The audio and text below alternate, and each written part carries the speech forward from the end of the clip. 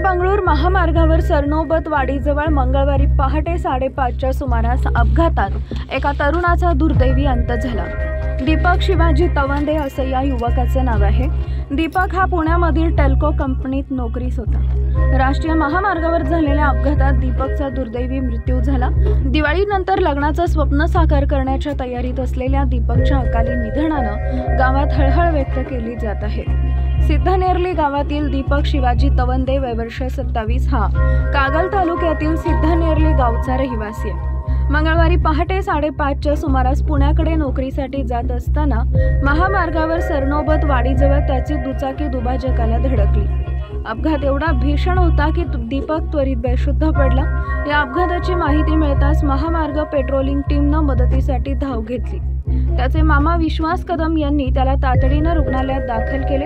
प्रथम खाजगी रुग्णालयात नंतर CPR रुग्णालयात दाखल करण्यात आले। मात्र नियतीला काही वेगळंच मान्य होतं। उपचार सुरू होण्यापूर्वी दीपकनं शेवटचा श्वास घेतला। डॉक्टर्सने दुःखद वृत्त कळवले आणि संपूर्ण कुटुंबावर दुःखाचा डोंगर कोसळला।